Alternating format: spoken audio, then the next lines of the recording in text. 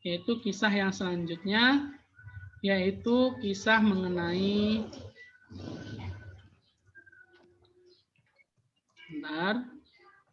kisah mengenai Nabi Yahya alaihissalam.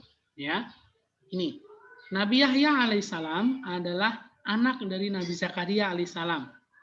Nabi Yahya adalah seorang yang bertakwa. Beliau adalah seorang yang cerdik, pandai, berpikiran tajam sejak ia berusia muda dan berbakti kepada orang tuanya. Jadi Nabi Yahya nanti itu seumuran dengan Nabi Isa, ya. Jadi mungkin selisihnya cuma beberapa bulan atau beberapa tahun. Jadi Nabi yang dia hampir bersamaan itu Nabi Yahya dan Nabi Isa, dan mereka mempunyai level keilmuan yang hampir sama, ya. Maksudnya pengetahuan keislamannya itu hampir sama, ya. Ya, Kak Rasya, ada yang ditanyakan Kak Rasya? Enggak, Ustaz. Baik, boleh di-mute dulu ya, nanti kalau bertanya boleh langsung ditanyakan. Baik, nah ini Nabi Yahya itu bersama Nabi Zakaria, ayahnya, itu berdakwah menyebarkan agama tauhid kepada umatnya sehingga mereka terpelihara. Nah, dalam Quran surat Maryam ayat 12-13 yang artinya, wahai Yahya, ambillah pelajarilah kitab Taurat itu dengan sungguh-sungguh, dan kami berikan hikmah kepadanya, yaitu Yahya, selagi dia masih kanak-kanak, dan kami jadikan rasa kasih sayang kepada sesama dari kami dan bersih dari dosa, dan dia pun seorang yang bertakwa. Nah, jadi Nabi Yahya dan Nabi Isa itu pada usia masih remaja itu sudah bisa menghafal kitab Taurat. Jadi isi kitab Taurat itu sudah paham dan juga bisa menghafalkan semuanya. Itu Nabi Yahya dan Nabi Isa. Ya, sekarang Nabi Yahya yang kita bahas ya. Nah, di samping itu, Nabi Yahya terkenal sebagai seorang nabi yang teguh pendirian dalam berdakwah. Sebagai contoh, Nabi Yahya alaihissalam tetap menyampaikan larangan Allah kepada Raja Herodus yang ingin mengawini anak tirinya, yaitu Herodia. Nah, jadi ini semisal ya, semisal ada seseorang ayah dan istrinya, ya. Contohnya seorang laki-laki ini, dia itu istrinya meninggal atau seperti apa. Akhirnya menikah lagi dengan seorang perempuan yang sudah memiliki anak, ya. Maka anak tersebut juga haram dinikahi. Nah, beda dengan ini, dengan Raja Herodus ini, dia menikahi seseorang kemudian mempunyai anak sehingga menjadi anak tiri, dan anak tirinya itu juga ingin dinikahi. Maka itu hal yang dilarang oleh Allah Subhanahu wa taala. Sehingga Nabi Yahya pun bersikeras untuk melarangnya. Nah, di sini Nabi Yahya tidak menghiraukan ancaman raja demi untuk menegakkan kebenaran dan melawan kebatilan, ya. Jadi meskipun banyak orang yang mengatakan, "Oh, jangan, kamu nanti akan dibunuh oleh raja."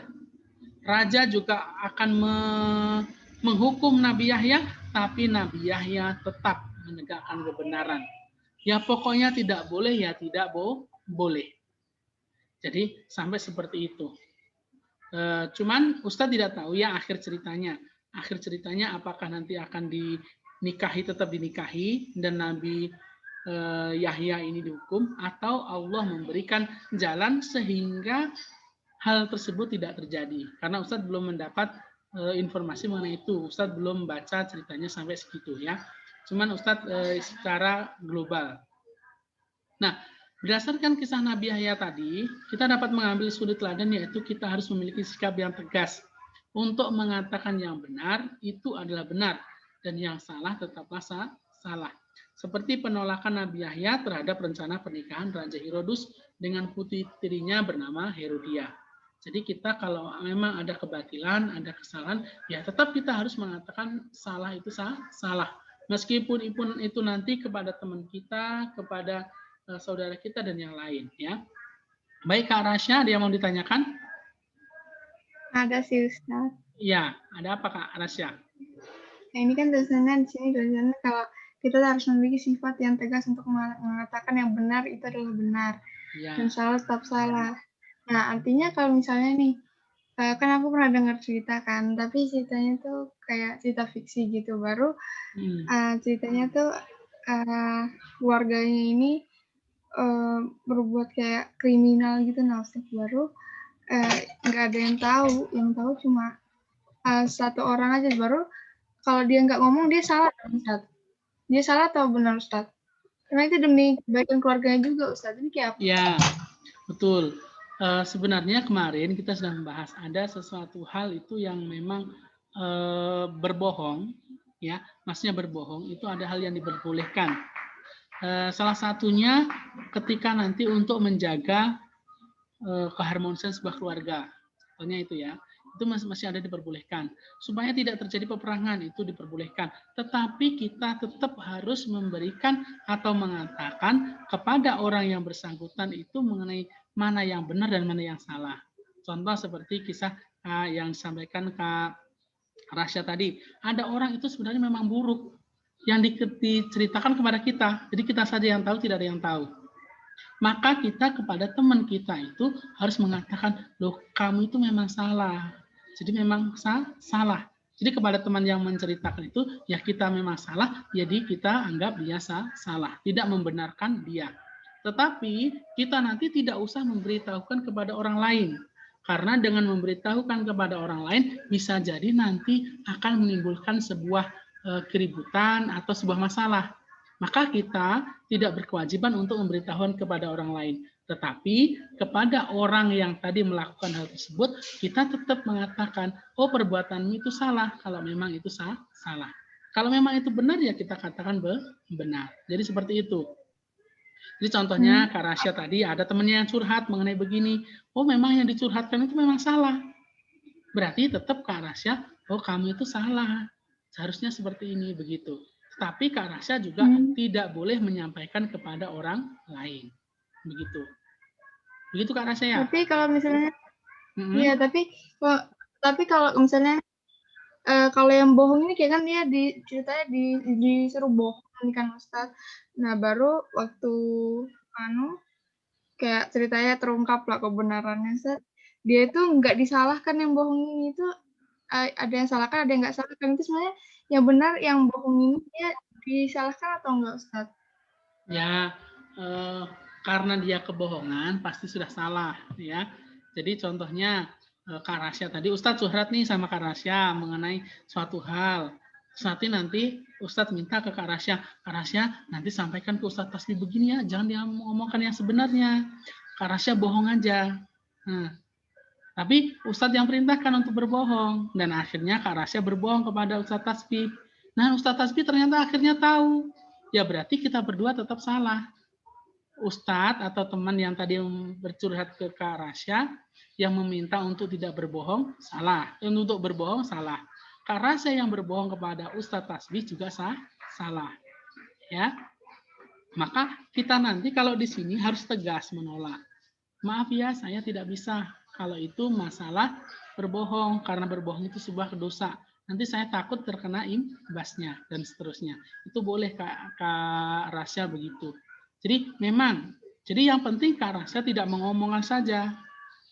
Nah, kalau nanti ditanya cukup berkata, oh tidak tahu, sudah cukup sebenarnya. Meskipun sebenarnya Kak Rasya tahu, tapi bilang aja tidak tahu. Itu daripada nanti Kak Rasya mengatakan sesuatu yang di luar itu. Nah, itu lebih berbahaya. Ya, jadi kita boleh berbohong. Maksudnya berbohong itu ketika itu memang ada sesuatu hal yang urgent.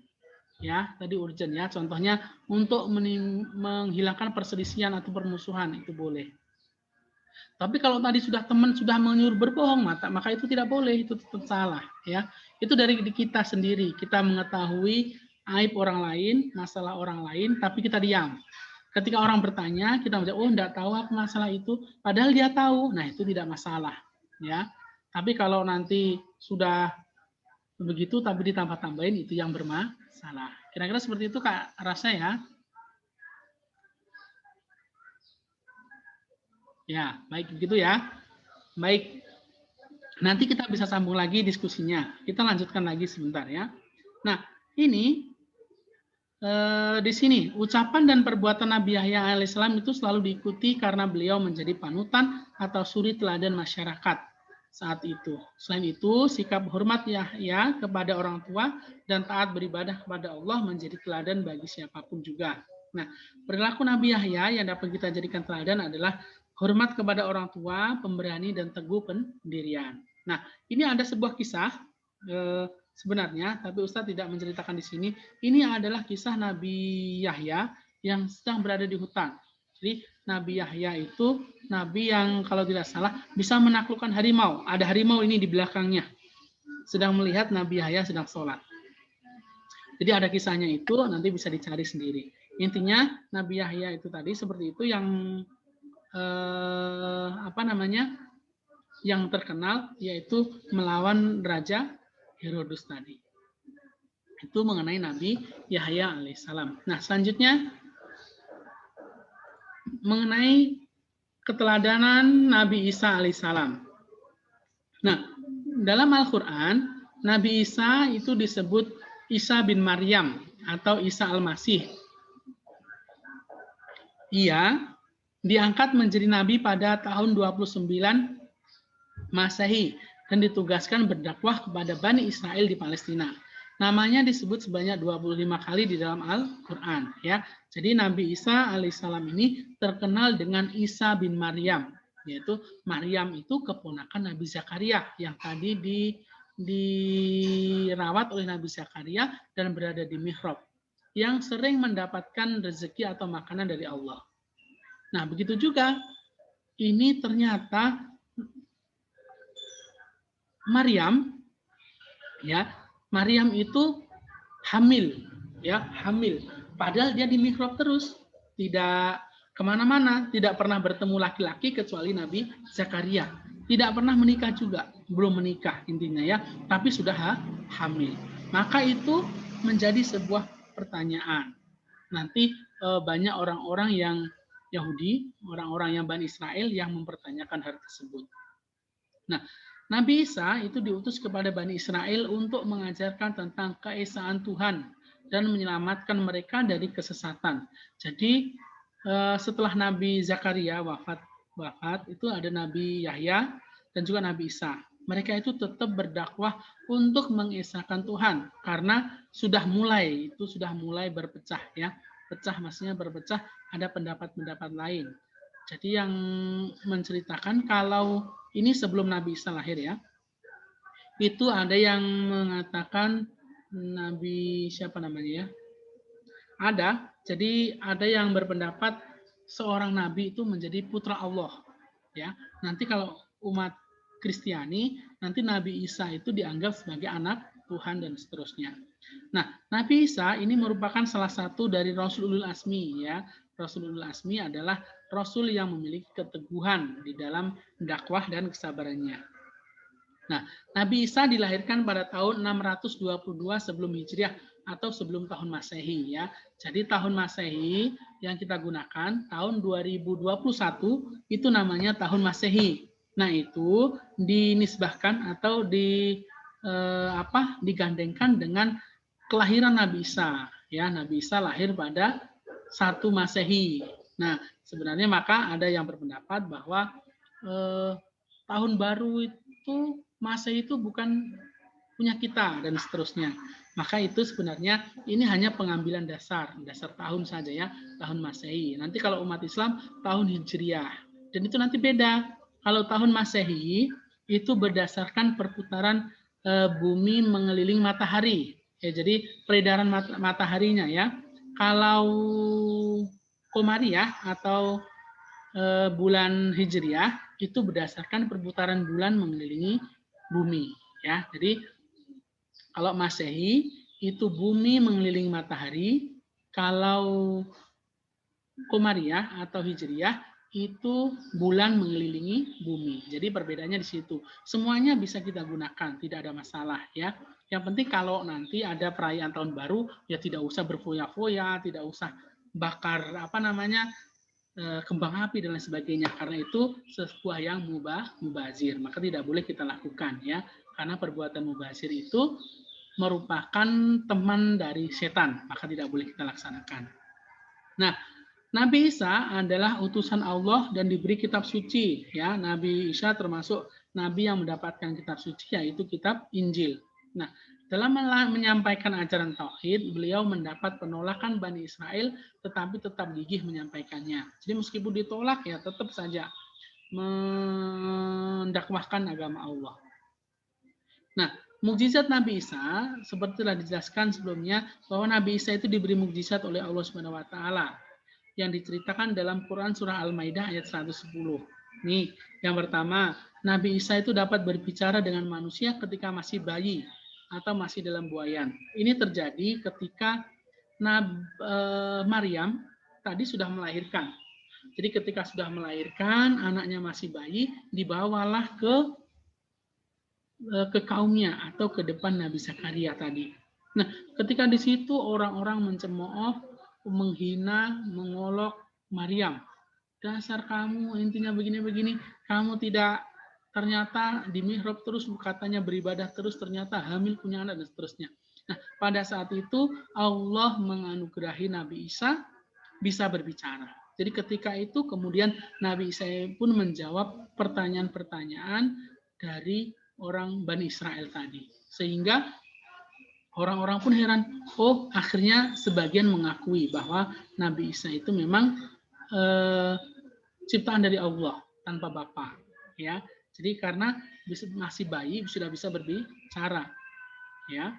Ini bukan umur 2 tahun 3 tahun ya, tapi masih bayi, mungkin beberapa bulan dia sudah berbicara lancar, ya berbicaranya. Terus yang kedua, dapat menyembuhkan orang yang buta sejak dalam kandungan ibu.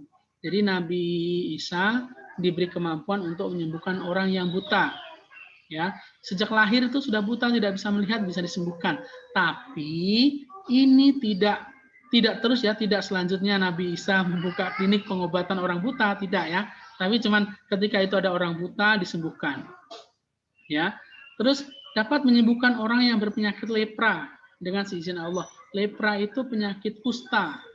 Kusta itu seperti ada apa namanya? Di sini ada luka-luka itu yang membusuk. Ya, mungkin seperti penyakit yang dialami Nabi Ayub. Nah, itu penyakit itu dan itu bisa disembuhkan oleh Nabi Isa alaihi salam. Ya, jadi ada banyak sekali mukjizat yang diberikan Allah kepada Nabi Isa, termasuk yang diturunkan makanan dari langit. Terus menghidupkan orang mati juga. Jadi Nabi Isa itu pernah menghidupkan orang yang sudah mati. Nabi Isa juga bisa menceritakan apa yang kalian simpan. Jadi orang-orang datang ke Nabi Isa, kemudian Nabi Isa bisa, oh kamu di rumahmu menyimpan uang sekian, makanan sekian, seterusnya. Itu Nabi Isa bisa tahu dengan izin Allah. Jadi masih banyak sekali mukjizat yang diberikan Allah kepada Nabi Isa alaihissalam. Nah, sementara itu sebelum diangkat ke langit, jadi Nabi Isa itu adalah Nabi yang diangkat ke langit. Jadi hingga saat ini Nabi Isa itu belum dinyatakan meninggal atau beliau masih hidup tapi diangkat Allah ke langit. Nah, Nabi Isa itu sebelum diangkat ke langit menyampaikan kabar kepada para pengikutnya bahwa akan datang seorang nabi dan rasul bernama Ahmad. Jadi Nabi Isa inilah yang memberikan informasi bahwa nanti akan ada seorang nabi terakhir yang bernama Ahmad. Nah, nabi dan yang rasul yang dimaksud itu ialah Nabi Muhammad SAW. Bagaimana ajaran yang ini, ajaran Nabi Isa yang menyampaikan bahwa akan ada nabi terakhir, ini nanti yang dipegang oleh Buhairo. Siapa namanya? Buhairo ya. Buhairo. Itu yang pendeta yang ketika Nabi Muhammad SAW umur 12 tahun diajak berdagang ke Syam. Ya, diajak ke Syam, kemudian bersama pamannya Abu Thalib di sana itu bertemu dengan ini pendeta Buhairo ini, sehingga Nabi Muhammad harus dijaga. Itu kenapa bisa tahu ya Buhairo ini termasuk orang-orang yang mengikuti ajaran Nabi Isa yang benar ini, ya ajaran Nabi Isa bahwa akan ada nabi terakhir dan mereka sudah tahu tanda-tandanya sehingga disuruh untuk bersembunyi atau untuk menyelamatkan Nabi Muhammad. Jangan dibawa ke Syam lagi karena takut nanti dibunuh.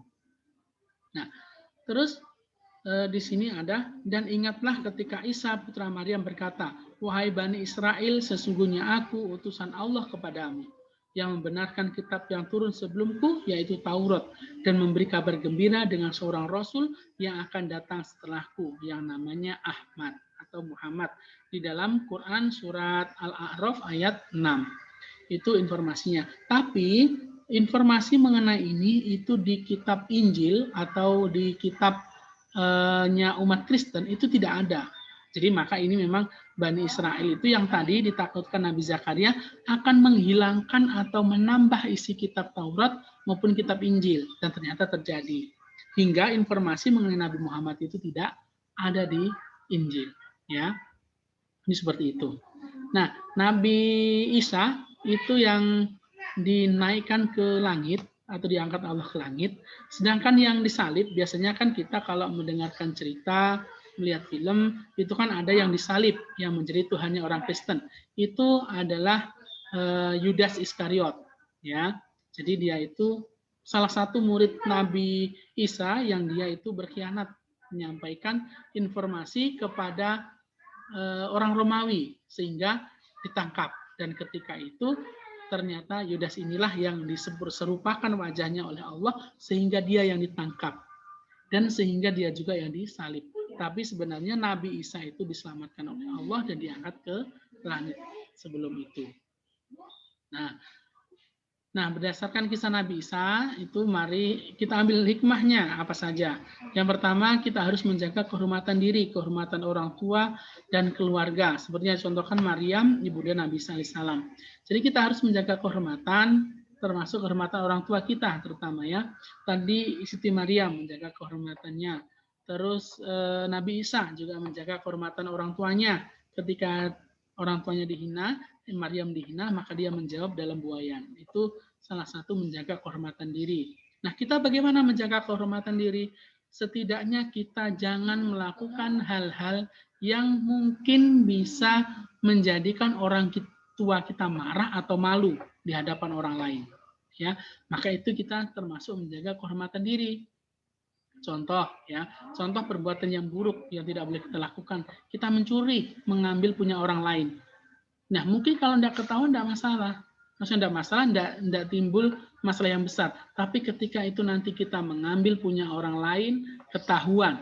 Habis itu dilaporkan ke polisi, kita ditangkap polisi, maka kehormatan orang tua kita itu sudah hilang. Pasti cemooh, dasar yang punya anak maling dan seterusnya. Maka itu kita harus menjaga kehormatan orang tua kita. Ya, nanti juga ketika ujian harus berlaku jujur. Jangan sampai nanti ketahuan mencontek, ketika mencontek akhirnya, ternyata anaknya itu mencontek ujian dan seterusnya. Maka itu bagaimana cara kita menjaga kehormatan diri, orang tua dan juga keluarga. Jadi jangan melakukan hal-hal yang buruk yang bisa berakibat kepada kita dan juga orang tua dan juga keluarga kita.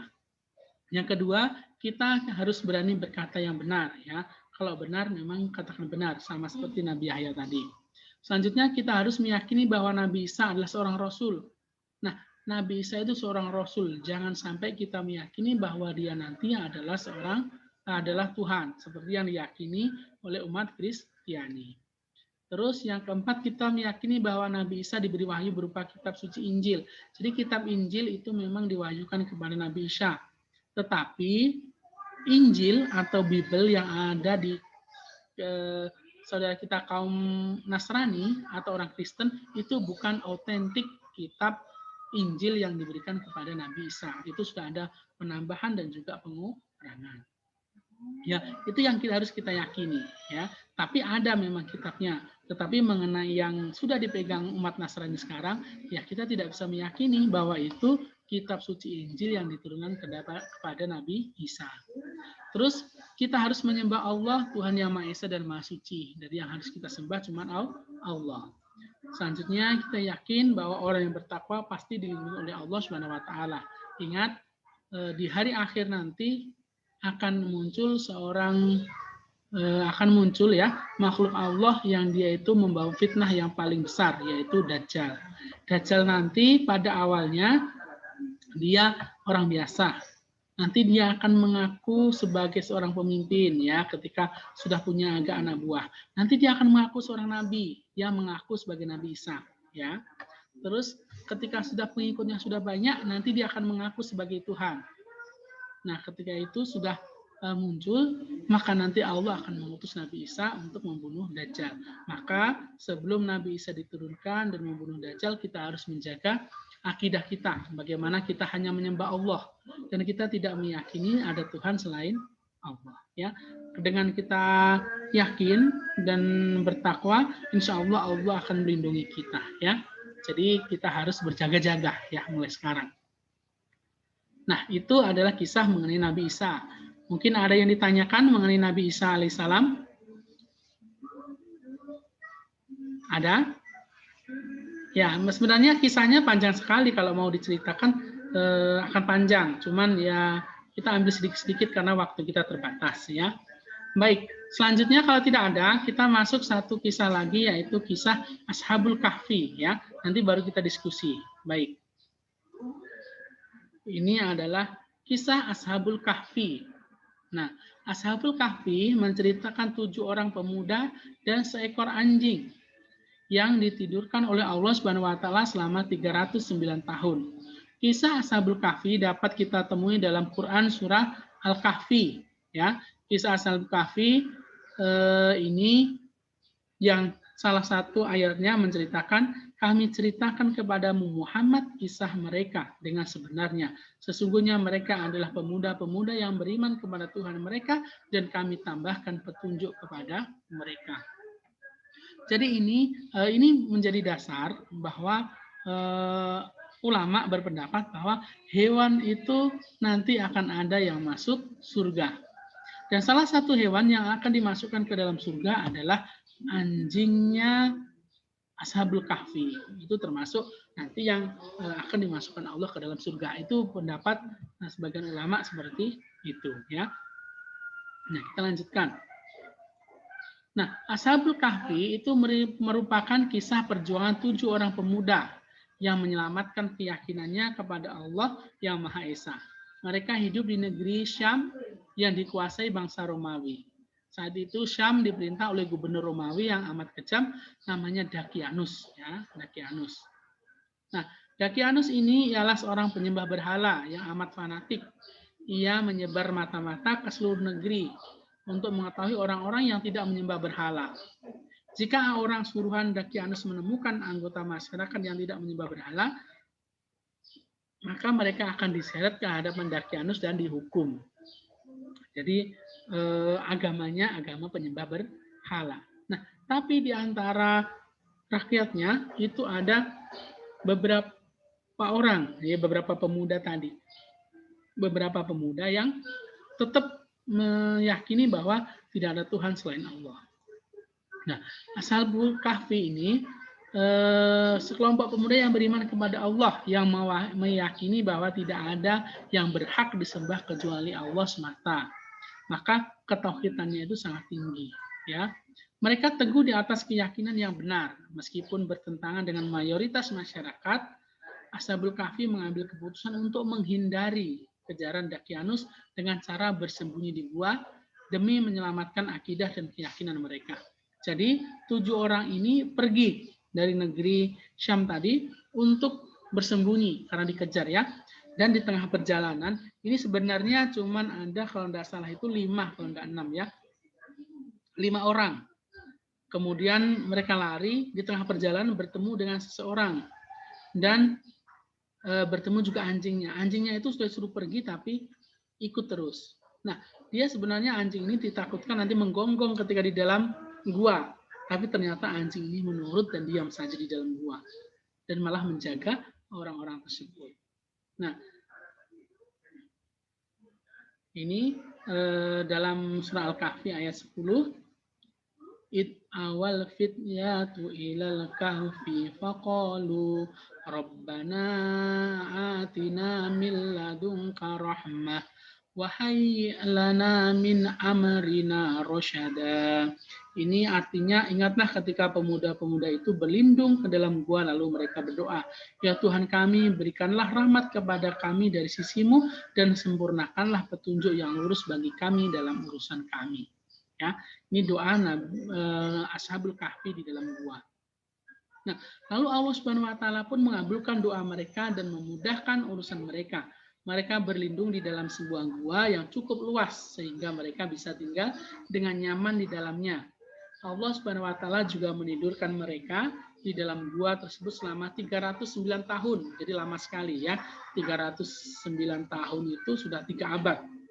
Sehingga mereka tak dapat dibangunkan oleh apapun. Jadi mereka nanti masih terlihat segar bugar, jadi tidak menjadi tua. Jadi tetap muda saja ya. Selama 309 tahun ditidurkan oleh Allah. Apa yang mereka lakukan wallahu alam, Allah yang tahu.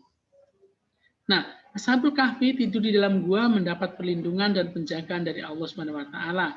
Sinar matahari tidak masuk ke dalam gua sehingga tidak langsung mengenai tubuh mereka sehingga tubuh mereka tidak rusak. Jadi tubuh mereka tidak rusak dan tetap muda. Jadi tidak ada kerusakan tubuhnya. Dengan demikian mereka pun tidak merasa kepanasan dengan sengatan sinar matahari. Bahkan Allah menjadikan orang yang melihat Ashabul Kahfi mengira bahwa mereka dalam keadaan terbangun. Ya.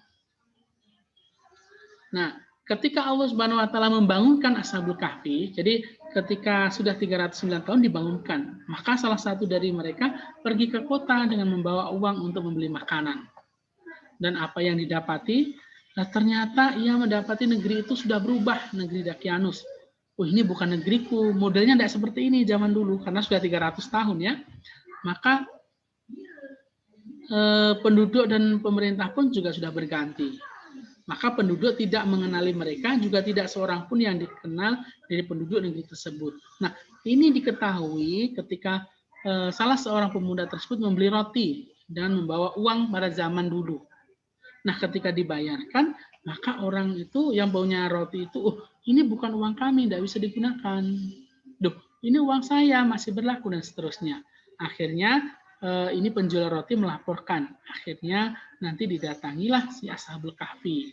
Ini Ashabul Kahfi nanti akhirnya mendapati di negeri tersebut itu orangnya sudah beriman, tidak lagi menyembah berhala lagi ya. Sehingga mereka dikatakan tidak hidup lama. Itu cuma menunjukkan ini orang yang hidup memastikan agamanya berjalan. Jadi orang-orang beriman sudah banyak. Akhirnya nanti Ashabul Kahfi akan kembali ke gua dan wafat di situ juga. Nah, demikianlah kisah Ashabul Kahfi yang beriman kepada Allah dan jujur dengan keimanannya. Allah SWT membalas keimanan dan kejujuran mereka dengan menyelamatkan dan memuliakan mereka dengan menjadikan mereka sebagai teladan bagi orang-orang beriman hingga akhir zaman. Jadi kalau Ashabul Kahfi ini adalah bagaimana seseorang itu mempertahankan keyakinannya. Jadi saya yakin bahwa Allah itu Tuhan saya, tidak ada yang bisa mengalahkan keyakinan tersebut, maka harus saya jaga. Itulah Ashabul Kahfi. Baik, kita sudah selesai pembahasan kita. Mungkin ada yang mau ditanyakan di sini. Ya, ini pembahasan kita terakhir.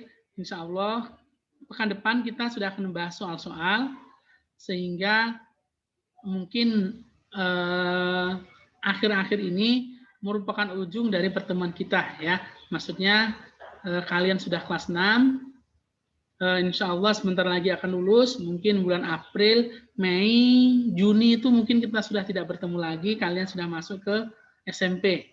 Intinya adalah semoga apa yang Ustaz sampaikan itu bermanfaat. Dan kita bisa mengambil ibroh, mengambil hikmah dari apa yang Ustaz sampaikan selama ini, mungkin dari kelas 1 sampai kelas 6. Yang baik silakan diambil, yang buruk dari Ustadz maka silakan ditinggalkan ya. Ustadz cuma berharap nanti setelah kalian lulus dari Cahaya Fikri, semoga tetap menjaga silaturahmi dengan ustazahnya. Jadi ketika bertemu masih menyapa dan sebagainya, dan juga masih mendoakan kami yang di Cahaya Fikri, semoga kami nanti diberi kekuatan untuk tetap mendidik adik-adik kalian yang masih di kelas 1 sampai kelas 5. Dan juga nanti kami akan mendoakan teman-teman semua, anak-anak, semoga nanti di jenjang selanjutnya di SMP itu dapat belajar lebih giat lagi dan juga nanti sebagai awal untuk meraih cita-citanya. Ya, mungkin ada yang mau ditanyakan? Boleh? Enggak. Kalau memang ya, Kak Asila? Kak Sila? Enggak. Ya, Enggak. baik. Nanti setelah ini, Ustadz akan posting, nanti ada tugas di situ, soal-soal mengenai ini, kisah ini ya, ada 20 soal, nanti silakan dikerjakan. Bagi teman-teman nanti yang nilainya masih di bawah KKM, di bawah 80, nanti silakan mengerjakan lagi. Pokoknya nilainya sampai di atas KKM. Sampai nilai 100 juga boleh, yang penting kalian nanti harus lulus ini. Kalau ini tidak lulus, ya dikerjakan lagi. Begitu ya. Baik. Kalau tidak ada, Ustadz ucapkan terima kasih sudah mengikuti pembelajaran Ustadz selama 2 sesi, berarti selama 80 menit. Insya Allah kita digolongkan kepada Allah, kepada orang-orang yang menuntut ilmu dan akan dimudahkan jalan kita menuju surga. Mari kita tutup dengan bacaan hamdalah. Alhamdulillahirrabbilalamin dan doa kafaratul majlis. Subhanakallahumma wa bihamdik asyhadu alla ilaha illa anta astaghfiruka. Terima kasih. Wallahu muwaffiq ila aqwamit thoriq. Wassalamualaikum warahmatullahi wabarakatuh. Waalaikumsalam warahmatullahi wabarakatuh. Baik. Jangan lupa yang belum setoran bacaan salat dan zikir bisa di-setorkan ya. Oke, terima kasih. Ustadz akhiri. Ya, Ustadz. Ustadz, itu Google Form kah? Ya, latihannya Google Form.